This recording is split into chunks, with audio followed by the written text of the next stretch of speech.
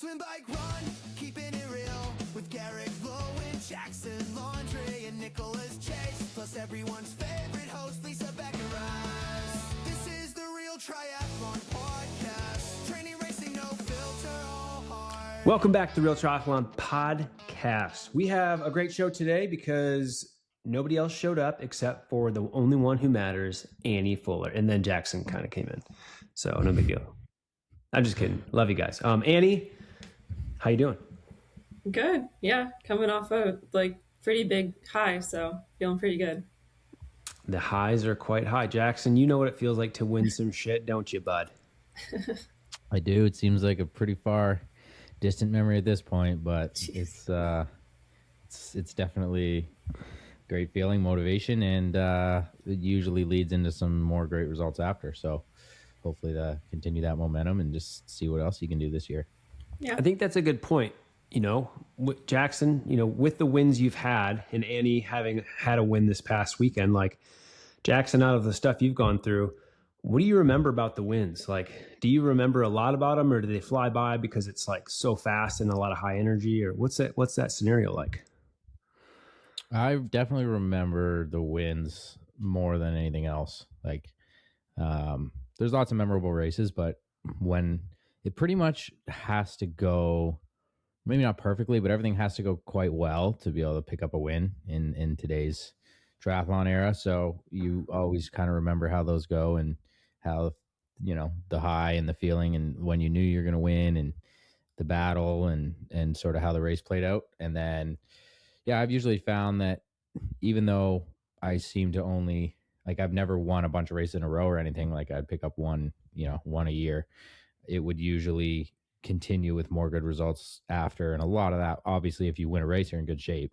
That's part of it. But also the mental sort of boost is there, and you just ride that high as long as you can. And then when you're in the lows, you try to remember how good the highs were, because you will get back there. So yeah, I'm so stoked to hear about this race and to see where it goes for Annie. But it was not surprised at all. I was like, oh, Annie won. Yeah, that makes sense. Like, can't wait to see how it happens. Yeah. I think it's really interesting hearing you say like that it has to go perfectly, because my talk with my coach Jim before the race was, he's like, it's not going to be perfect, and I don't think it has to be perfect for you to do well, because I mean it did end up being like a pretty good scenario, but I haven't had a race yet. Hopefully I will, like, here soon this year, where I get to the line and I'm like, all right, I'm ready to go. Like, I'm ready to win this race. Ready to do really well. Before we get into too much about the win, because okay. I want to build up to that point, because I think the story to getting to that point, Annie, from your perspective especially, you know, I haven't known you as a healthy, non-battling injury athlete, and it's been a few years, and I think there's something to be said about that, because like, what has it been like to, I mean, Jackson, you also know what it's like right now to go through these types of injuries too, so both of you can speak to this, but Annie, like, what has it been like when you had these lows, and, you know, did you have a lot of stuff previously that you were riding highs on, and then all of a sudden it just crumbled down? Like, what has that experience been like in the last few years for injury and recovery? Yeah, I think, I mean, I dealt with it in college quite often, and honestly, it's what brought me to the sport, though. And I think it bringing me to the sport is part of like why I didn't want to kind of give up on it. Obviously, like financially and just like mentally, injuries are really terrible on you. But for some reason, like, just I never am someone to give up. In college, I wanted to multiple times, but I think it's just the like back of my mind, I'm always like, well, what if this, what if that? And I mean, I could have given up when I had foot surgery in 2024. I could have given up this year when I slipped a disc in December, but I can't like live the rest of my life wondering like what would have happened. That's kind of, I love it. And Jack, now that you're kind of going through some niggles that are sticking around a little bit longer, how are you feeling with that situation?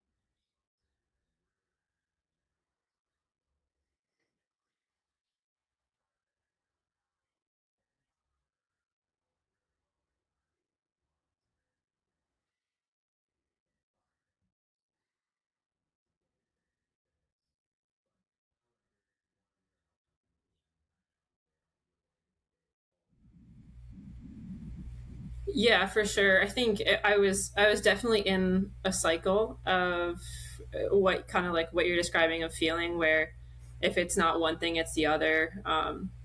Like this past year in Ixtapa, my foot really blew up on me that I had surgery on the previous year, and I wasn't able to race the rest of the year because of it. And then I got pretty healthy running come end of November, December, and slipped a disc in my back and wasn't able to ride. And so it's kind of just like, oh my gosh, like when is this going to end? Um, Definitely because because I got my foot healthy though, I was like, okay, well, like, I'm not letting this back be the death of me here. And it's also kind of about having a team around you, coaches and PT, all that kind of stuff that are like, okay, we're going to handle this. We're going to get it taken care of. That kind of puts your mind at ease of wondering like, okay, is this like, when is it going to end kind of thing? Because if you have people in your corner that are kind of rooting for you, I think that helps a ton too. But it's never easy. I like the fact that it seems like you always like found a way to keep moving, even though like there was a little pain, or even though like you couldn't do the primary movements. Like I know you swam a shitload when you couldn't bike or when you couldn't run as well. Like what did you find that balance like? And mentally, was it just keeping moving was the only thing that made you feel good? Yeah, I think I honestly also really enjoy swimming. And I think all of it, looking back, is a huge blessing in disguise because I was able to take my swim from literally getting dead last out of the water in short course to now swimming front pack. So I think at the end of the day, like I kind of have to look at it as something that maybe needed to happen for me to get to the level that I'm at. Yeah, that's true. I mean, you're swimming always like even at Cozumel year before, like it was just so strong and you were relentless out there getting the yards. And like I think that's been the biggest thing is it's been great to see you just not get defeated.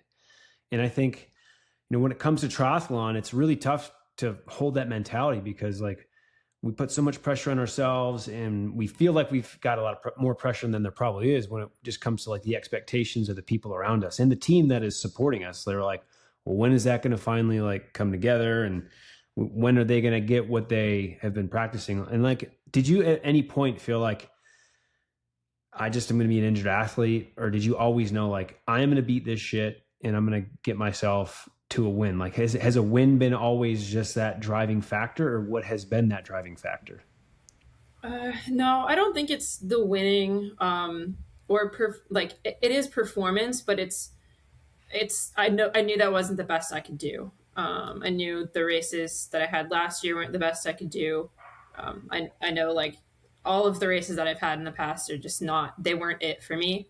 I knew I hadn't been able to put together a race where I could swim, bike, and run to the best of my ability.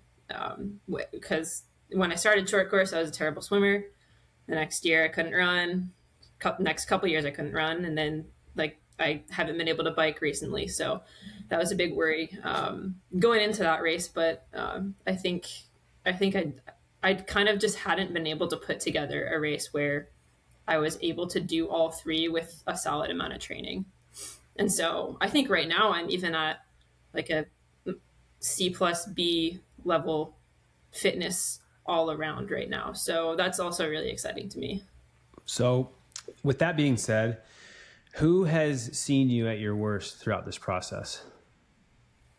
Yeah, I think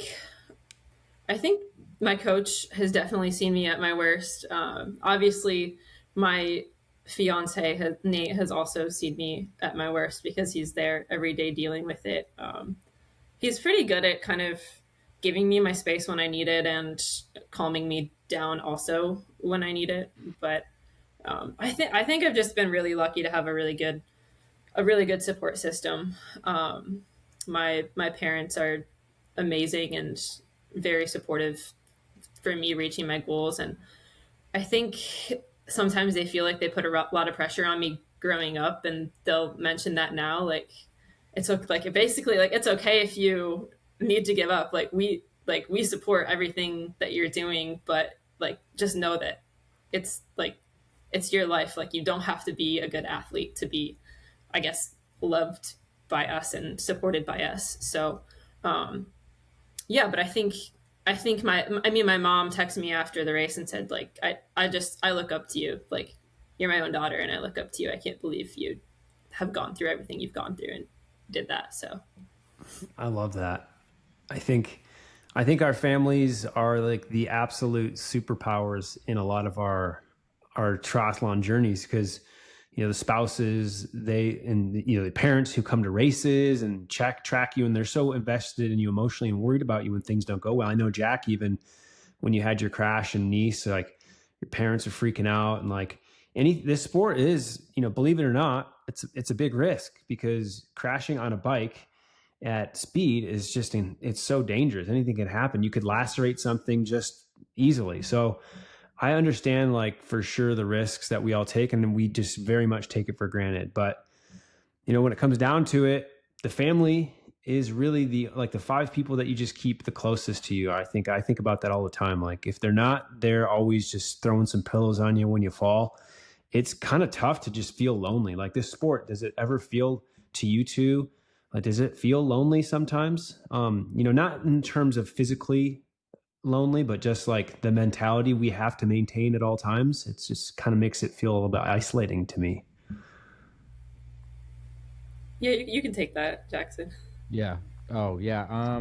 Yeah, I definitely can, and especially when it's like, when it's the grind, right? Like, it's really easy when everything's going great. Like, honestly, it's so easy when everything's going great. And like, that's the times everyone thinks about. It's like, oh, you're a pro triathlete and you go and you race and you have fun, you make money doing it, and you're healthy and you're fit and you're doing what you love. And like, that is honestly most of the time, if you're lucky.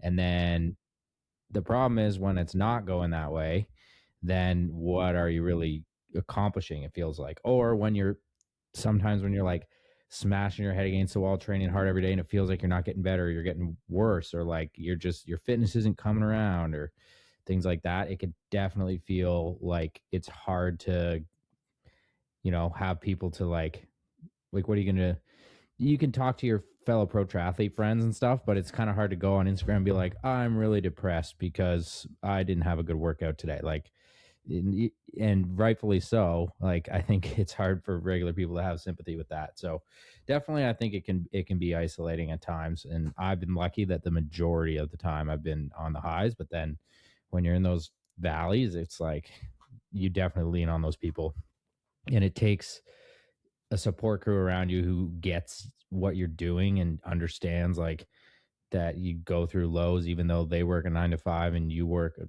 pro triathlon job. Like, you still go through the same. Actually, I would say, I was thinking about this the other day, I think it's like way more volatile.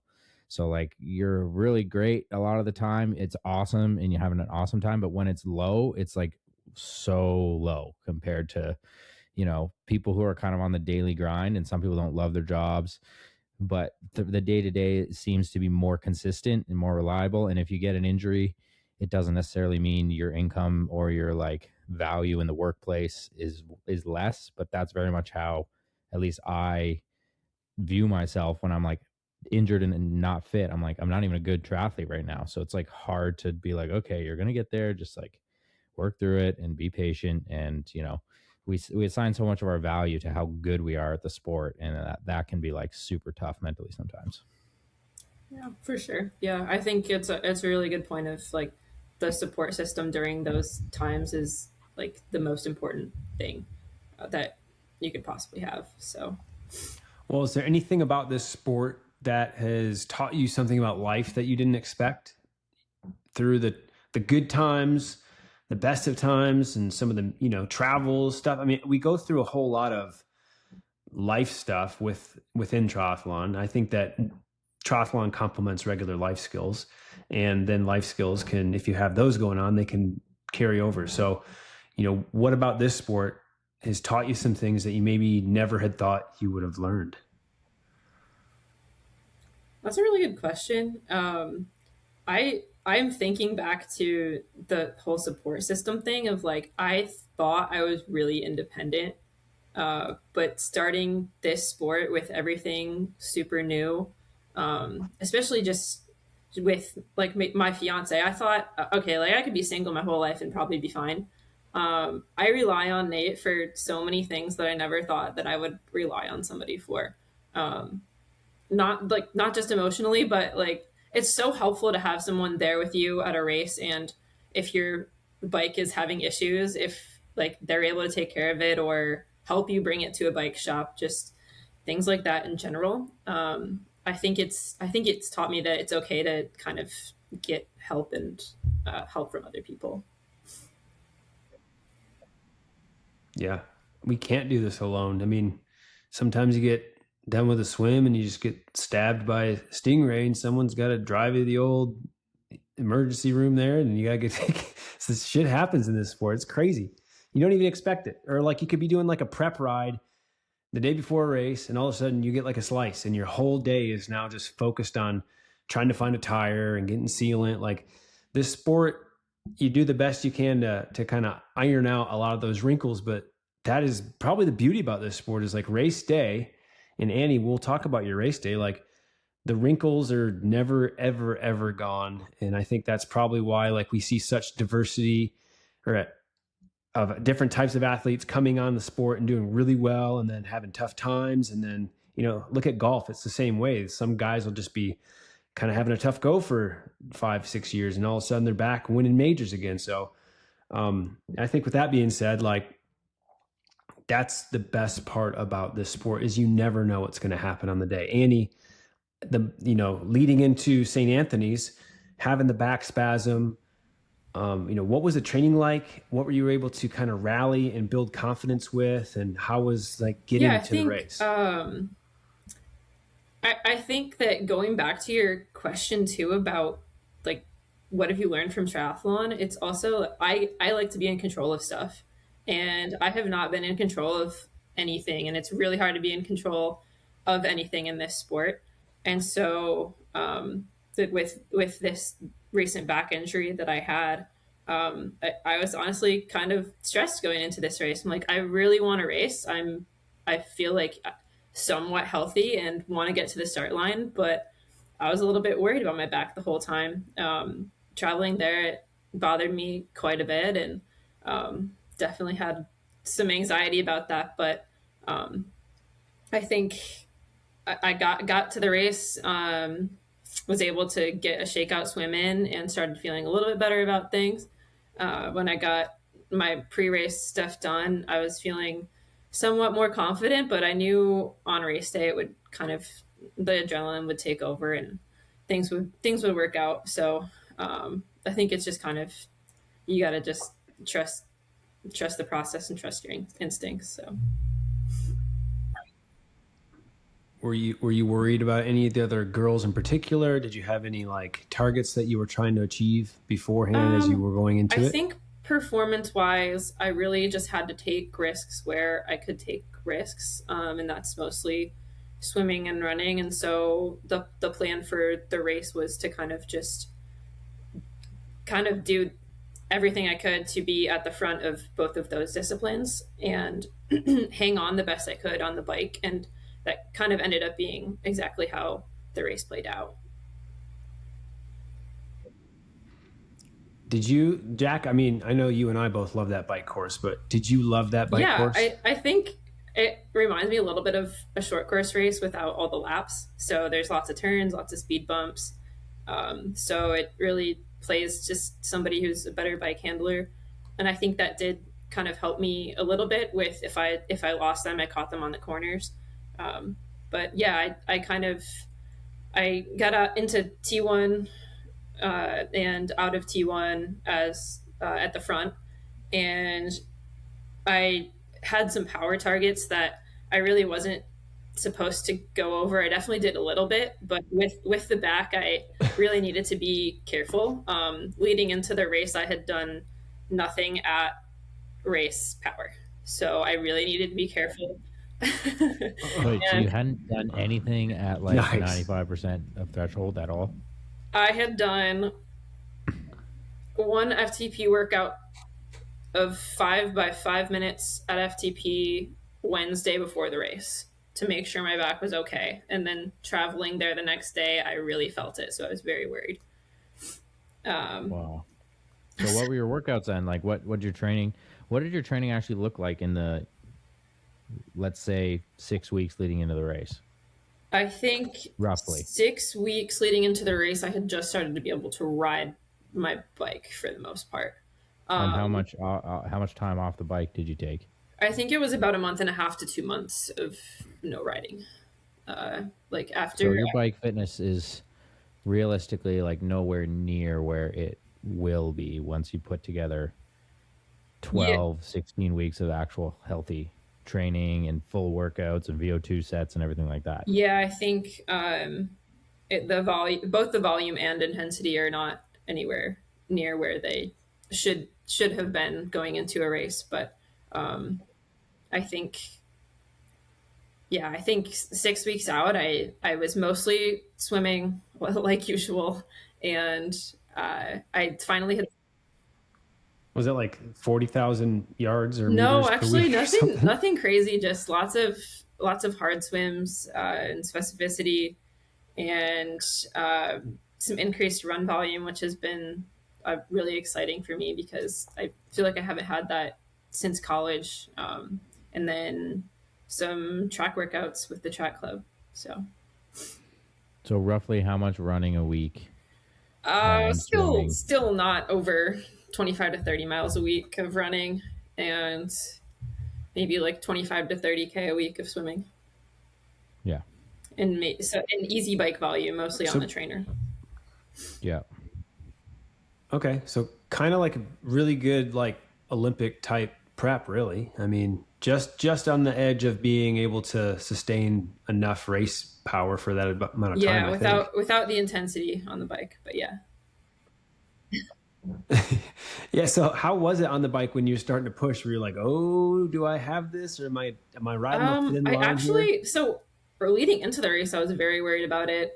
Doing a couple of efforts on the bike the day before and priming, I was very worried about it because it just felt hard. I hadn't done it, and it felt pretty terrible. But as soon as I started racing, it wasn't quite as bad. I think kind of halfway through the bike, I realized, okay, this, like, I can probably stay with them. It's not terrible. I don't know why. I have no idea. But it ended up being not nearly as bad as I thought it would. And I probably didn't have to worry as much as I did. But that's the way it goes. You didn't have to worry as much as you did. Go figure. I love that because I think a lot of triathletes struggle with that. I think especially with all the logistics and all the stuff going on, like it's tough not to put. Even when I've raced, so many times, and it's got to be over 100 with sprints, Olympics, and all that stuff chalked in there. Like I still get nervous because I care, but also I have to remind myself like, this is just another start line. And after a couple minutes, like everything's going to fall into place. And that's really like, as much as we've been kind of touching on the stuff that you've gone through. And I only really wanted to bring all that up because I think the level of adversity and the mindset you've brought into the race and being excited for it, even though you were nervous and anxious about if your body's going to be able to perform. I think that like, rubbing two pennies together to create $100, like, or $10,000 in your case, was pretty impressive. So like, never quit. I love the tenacity. We've all been like watching it happen, whether we've been in the details or anything. We just know that you've been never stopped. Sometimes even at Cozumel, like I'd see you in the pool for like 30 to 40 minutes before we'd go do like another hour swim. Like you've got a mindset. And I think that, what do you notice that you have that mindset, like that you're just so, driven to get it done? Or is that just something you don't have to force? Yeah, I think I've kind of always been that way of I'm going to do everything it takes to do to kind of get the most out of myself. Like it's it really is fun to win. And that was a really fun win. But I think all of the pressure that I put it's all myself. It's not outside pressure whatsoever. I think I told my coach that I would have raced the same race I did if it was $0 on the line. The prize purse didn't matter. I think it's the same thing as the little race we do in Cozumel together. It was absolutely nothing on the line. I don't remember this. I don't know what you're talking about. But I happened to beat Jackson. Oh no. I forgot about that. Yeah. So I think it's just, I don't know. I love it, and I love getting the most out of myself. And I think that's kind of what drives me. I love it. So I do want to talk briefly about St. Anthony's itself. Like, I had the pleasure of living in St. Petersburg for a number of years. That's where I started my triathlon career, riding at Fort DeSoto and just swimming at North Shore Pool, and really looking forward to that race. That's where Jackson and I met for the first time. And I just was like, hey, you want to go get some food or something? And then like we were best buds ever since. And then like St. Anthony's to me, and I'm sure it is to Jackson too, because he's been on the podium. Like, it's a very special, community driven. I've been fourth. Oh, you've been fourth 3 times or something. Twice. He almost got her though. But what stands out to you guys about St. Anthony's? I think it's been going on for over 40 years. I mean, they take care of us. That's the biggest thing. Is you just can't really find that anymore. With homestays and transport, they just really, they go above and beyond for us, and it just takes so much outside pressure off to just feel like you're kind of at home for a race. Yeah, I still never been to a race where that level of support for the athletes is as high. And I think is it the Mad Dogs Triathlon Club that organized that, and they put together a bunch of people volunteer, and somebody will say, I've got 1 room, and somebody will have 2, and they cobble together all these places to stay. And then you have a local person, and they'll help you out, knowing, take you wherever you need to go. So yeah, it's pretty unique for that, for sure. I love that race. I just vowed I wouldn't probably do it again for a while, because I just can't seem to perform great in that type of on that course. I would like to do it again though at some point. We saw Apo freaking go back 10 years later and get the win. So that was pretty cool to see. But in terms of the race day itself, we haven't even talked about how it played out. Like, take us through. I know you had a great swim.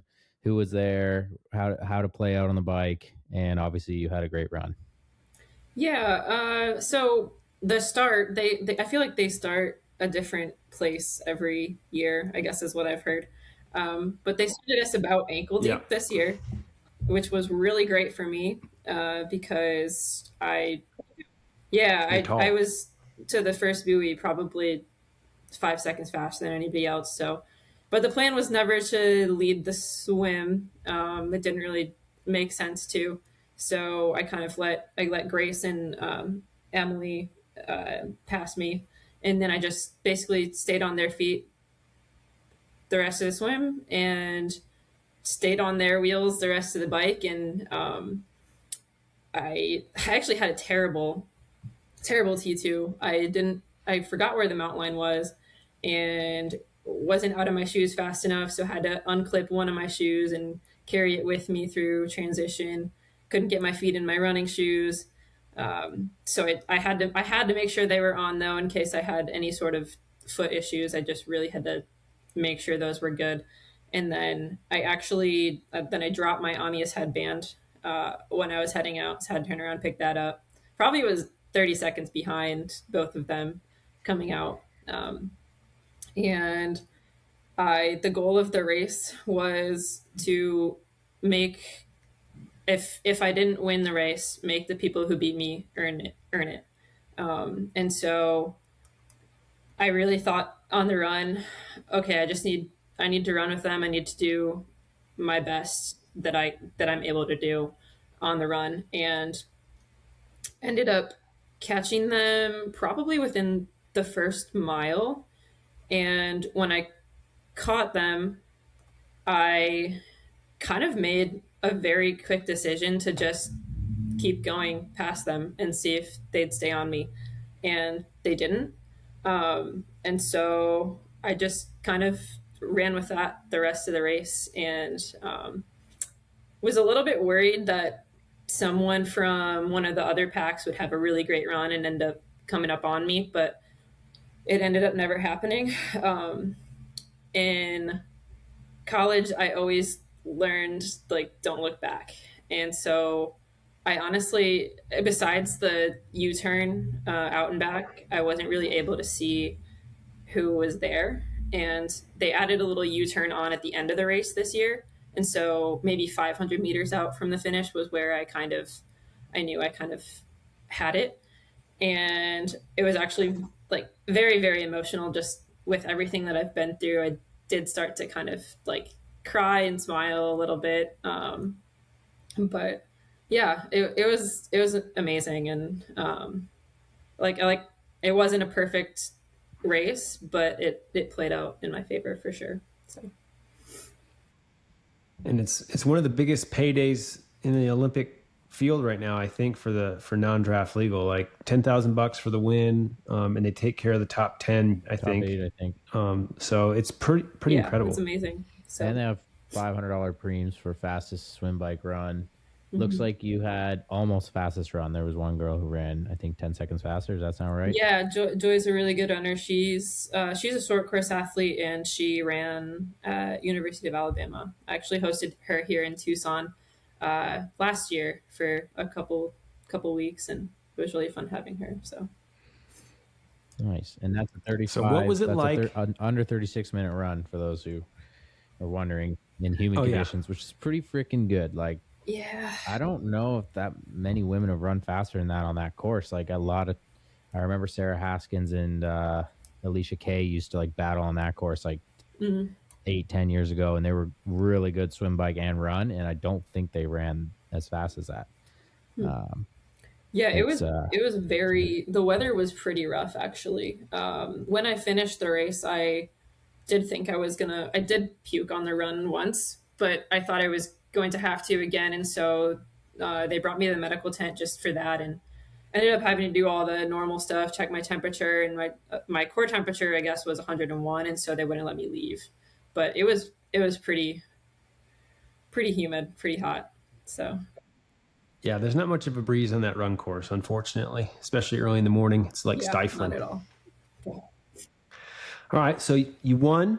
You had the awesome moment, the finish line. Like, when did it set in? Did you end up doing anything that like made it memorable afterwards, or what will you remember most about that day looking back? Yeah, I think it's really fun having a lot of people from Real Tri Squad that I knew there, and I think that was kind of what made it the most memorable, was them making it special for me. And just I don't know, just I think everyone there kind of knew what I've been through, and so it was really special for them too, especially Kaylee and Chaz and all the other folks from Tucson that came. They've seen me struggling every day, and so just having people there that kind of knew what I was going through and knew what it meant to me to cross the finish line first was really really cool.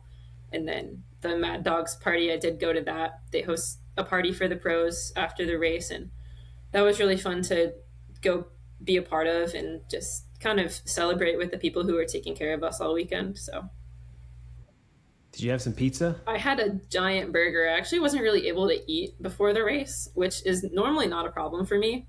But I had a giant burger and onion rings, and absolutely, I think I ate it in less than 2 minutes. So where did they host it? The party? It was at Three Birds Tavern, I think is what it was. Ooh, Three Birds Tavern. I used to live right down the street from that. Right, like there's a lake behind there called Crescent Lake, and Jackson and I used to run around that. And geese everywhere. Geese and punching them. So, this was obviously an awesome result. This is going to give you great momentum. What is your plans for the rest of the year for racing and training? How's your training? I guess first question is what's your plan for building the training? Obviously, you work with Jim Vance, and it's probably, very dependent on how things go each week, but what is your hopes for the next little while here? Yeah, so I decided not to make any plans until after St. Anthony's because I had no idea how my back was going to respond. I could have like completely messed it up for the rest of the year. The goal was obviously not to, and that's why I had those power targets and really had to stick to specific things and making sure that I just left the race healthy.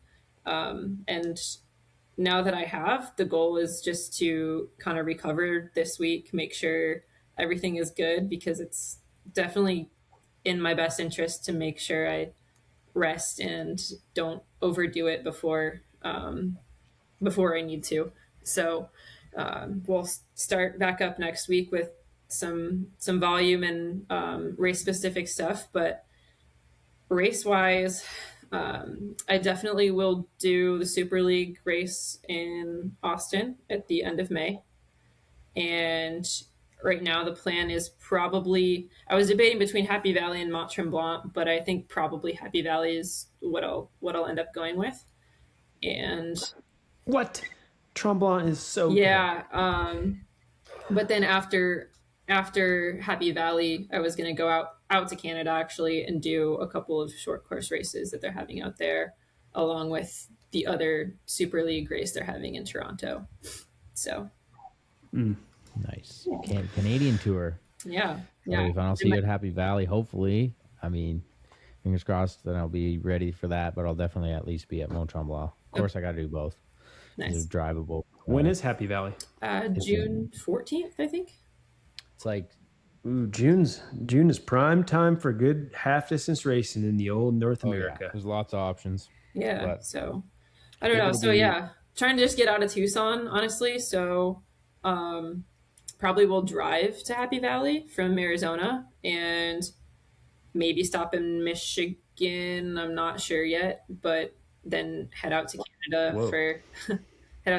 for probably a month at least, maybe a little bit longer, but need to talk to Barry Shepley. I might go train there for a little bit with them. So just to get out of here. Are you gonna van life it? No.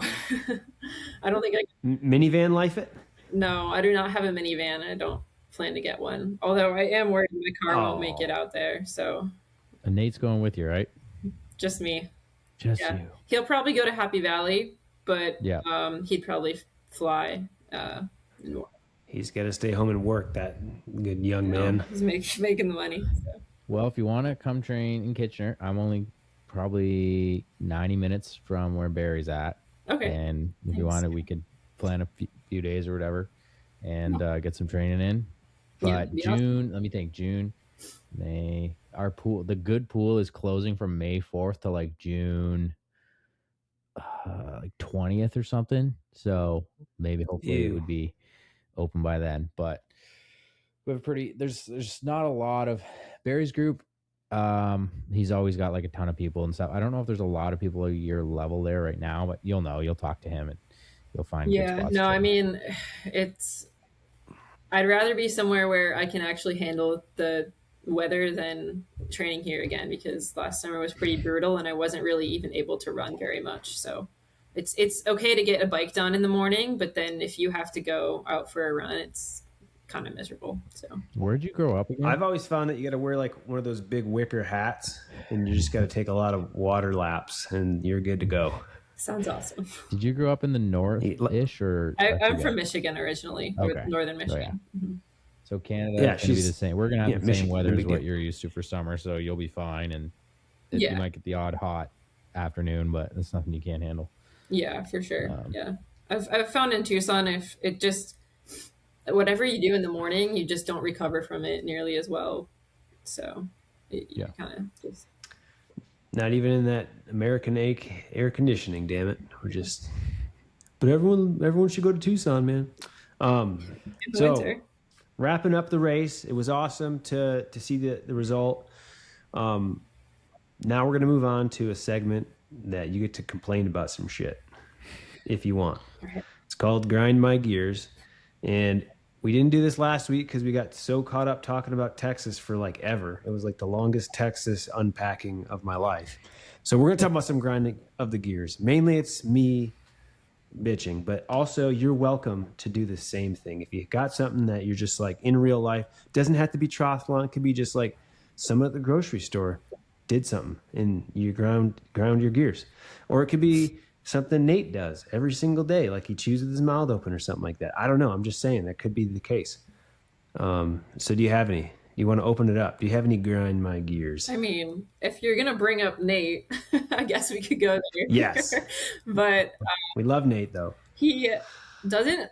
I don't know if it's that he doesn't know how or that he just doesn't like doing it, but it's probably because he had maids growing up and just doesn't like cleaning up after himself. Yeah, it's actually crazy. But his bathroom is just, we have to have separate bathrooms because I can't go in there. And so whenever we have guests and I have to go in there, I literally have to go in there with like a mask to clean that thing.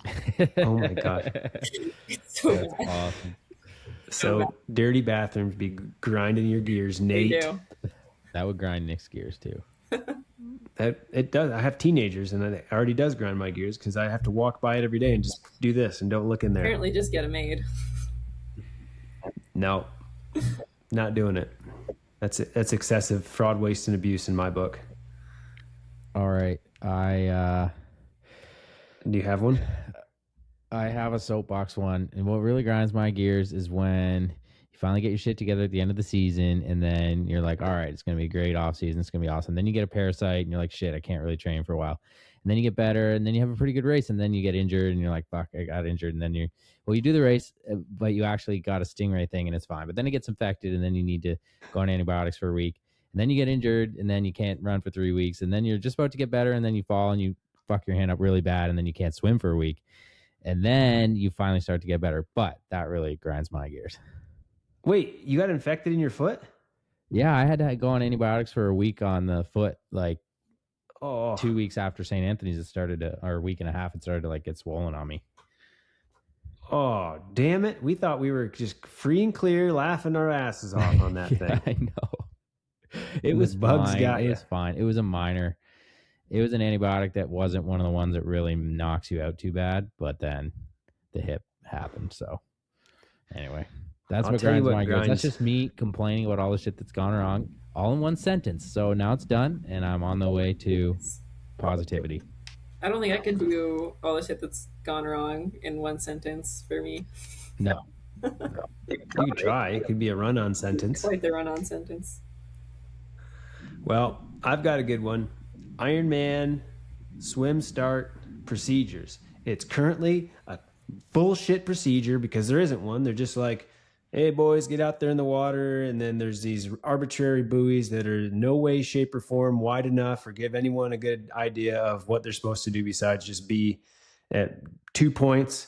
And then once we count down from a minute, then we're going to sing the national anthem. And then everyone's like, I don't know what's happening. And then they go 90 seconds. And then you're like, all right, we got 90 seconds. And then all of a sudden they're like 8 seconds. You're like, oh shit, that wasn't 90 seconds. And then everyone's creeping up about 200 to 300 meters at that point. And everyone's yelling, hey, get back, everyone get back. And no one's getting back.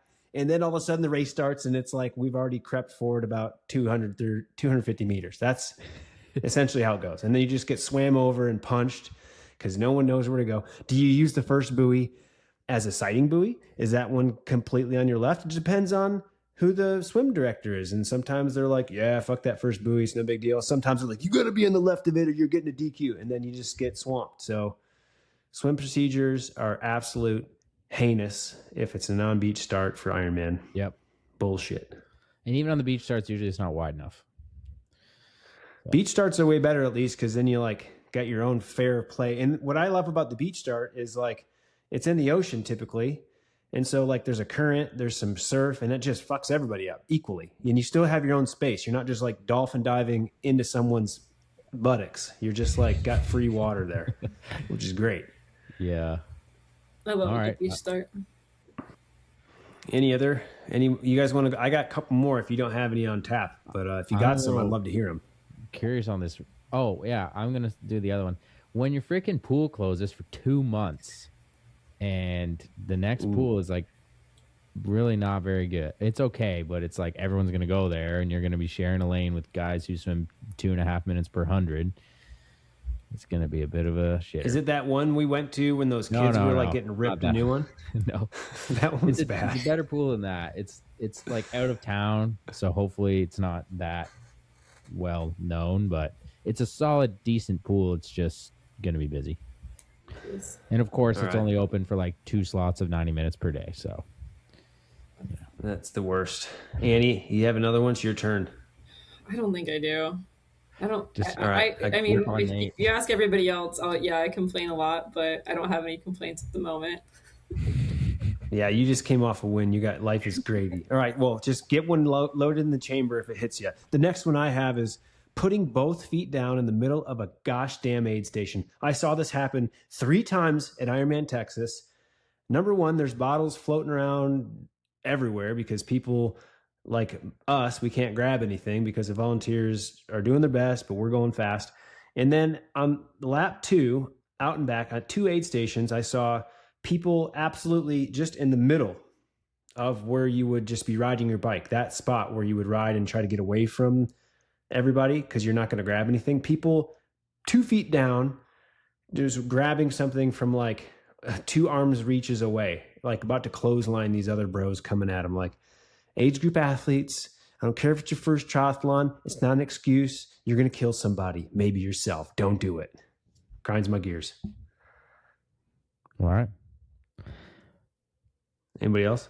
I'll say one of these ones. When people say you're almost there at like the start of the run in any triathlon, but especially a marathon, an Ironman. Nick put that one. I heard that a lot at Texas. Oh, you're almost there. 4 miles in, 22 more to go. No. In an Ironman, I can't even I just get so just distraught if I think about how much more I still have to run. So I just try not to. I try to be like, let's just run for an hour and then start thinking and then just see what's going on at that point. Let's run for an hour. You're like, what would that be? Like 16K in or something. And then you might, you're kind of getting to the point where you're almost at half, but oh my God, it's just so depleting to run hard for 30 minutes. And you're not even scratching the surface of this race on the run. You're not even under 20 miles yet. Yeah. I'm a big fan of the 3-loop marathon race course, though. Those are great. Those break them up perfectly. Even that, or I've done 4x10K. Those have been pretty nice. I did one of those once. Yeah, 4 is probably pretty good. Yeah, you get to kind of mentally check out. Unless you're having a shitty day and you've got 20K left, and then those last 2 loops are pretty bad. But it'll happen. Don't worry, Annie. You'll get there one day. Annie, any aspirations to one day do a full distance 140.6 No, triathlon? That might have been my next complaint is when people ask me if I'm going to do an Ironman. I'm not even, I can't even, I mean, I just did an Olympic for the first time, healthy. So I can't even wrap my head around that yet, but honestly, probably someday. But you won. So now everything's perfect. So no matter what. It's perfect. Yeah. Life's great. Yeah. But no, I mean, in high school, I ran the 800 and now I'm doing 2-hour races. So probably, maybe someday. Are there any other Olympics that you'd be like, yeah, I want to do that? Not really. What else is there? There's no prize. I don't know. I'm asking. There used to be a bunch, and now there's nothing. Not. I wonder why. I wonder why somebody was like, you know what? Olympic distance, we shouldn't be paying anybody for these things. Get them out of here. I don't know. It's fun. I liked it. But yeah, I don't think they really have anymore, which kind of stinks. But yeah. It's because Ironman came in and was like, guess what? You ain't shit unless you are an Ironman. And if you're an Olympic distance triathlete who finished something, good job, but you're not an Ironman. Right? Am I right? Grind my gears? Oh, I don't know. I just zoned out and I was reading the pass or smash list. Can we go to the pass or smash list? Do you want to have it? Do you want to? Yeah. All right. Pass or smash. You can just take it with no explanation, and that's fine if you want. Jackson, you can just lead us in the pass or smash. Okay. Racing underprepared. Smash. I think we know Annie's answer on that. Smash. I've never raced prepared. I'm gonna say pass, even though for some people I think it should be a smash. Remember when I went to Mallorca and raced, Jackson? I was pretty unprepared for that. Mallorca. Why am I Ironman Mallorca? Oh shit! Yeah. Anyways, that was you. You did that for you. Yeah, I was underprepared. Calling workouts epic. Pass. That's a pass. Everything's epic these days. I don't have epic workouts, so I'm gonna pass. Running 80-mile weeks. I mean, I think we're all passing on that one, probably. I want to smash that. I want to do it. I want to smash that every week. 80 miles on the legs just gives you confidence, even if you're injured. Annie? Definitely pass. I've never ran over 45 miles a week, I don't think. I'm gonna tell Jim, give her at 80 miles in 2 weeks. See what happens. Taking advice from non-athlete podcasters. I mean, it depends on the advice. It doesn't matter who you are. Sometimes you've got good advice. So I'm going to say life advice. Yeah, I guess I'll smash that. I don't think I put that one up. I don't know who wrote that one, but I guess we'll smash it. Getting nervous before races. I think smash. You got to get a little nervous, or else it means you probably don't care enough. Yeah. I get nervous, but then I'm like, Christian Blumenfeld doesn't seem to ever be nervous. So I'm going to try to be like him. I'm going to laugh and joke around and like just make some weird random comments about stuff and just act like I don't care. That's mine. Did you guys hear? Oh, wait, Annie. You I was just going to say, I'd say smash if it's like a normal amount of nerves, but there's sometimes where I'm just like, oh, wait, it's too much. So I think it depends. Did you guys listen to his interview on the Triathlon Hour?